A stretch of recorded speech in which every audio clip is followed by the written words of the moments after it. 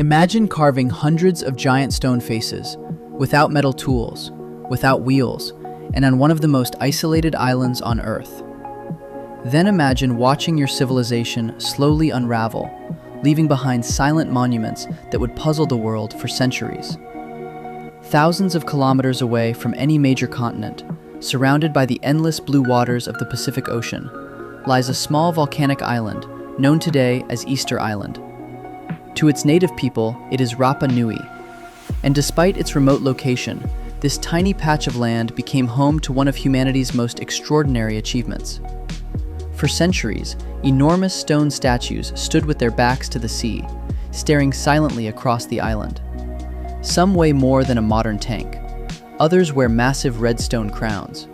And for generations, no outsider could explain how an isolated society managed to create and transport such incredible monuments. When Dutch explorer Jacob Roggeveen first encountered the island on Easter Sunday in 1722, he was astonished. Before him stood hundreds of gigantic figures, unlike anything Europeans had ever seen. The island itself seemed too small and too barren to support the civilization capable of creating such masterpieces.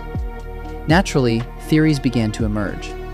Some believed the statues were evidence of a lost civilization. Others suggested ancient visitors from distant lands. A few even proposed extraterrestrial involvement.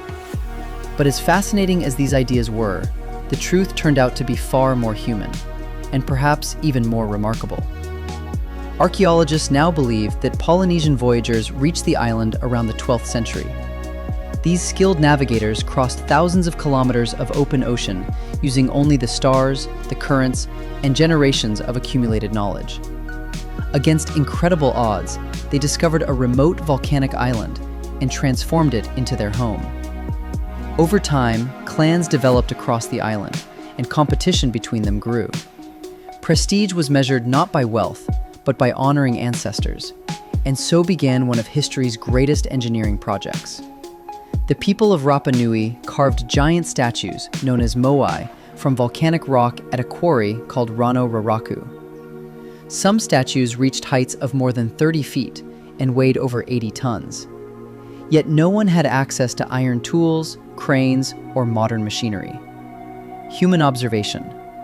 What makes the Moai truly fascinating is that they were never meant to gaze out toward the ocean. Almost all of them face inland. To the people who created them, these statues represented revered ancestors watching over their descendants, protecting the communities and preserving the connection between the living and the dead. But another mystery remained.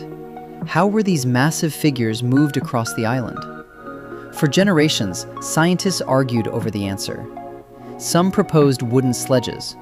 Others imagined huge rolling logs and hundreds of workers pulling with ropes. Yet many statues that never reached their destinations still lay abandoned along ancient pathways, as though the entire process had been interrupted. Then came a surprising discovery. Oral traditions passed down by the islanders claimed that the statues had walked. At first, researchers dismissed the idea as mythology.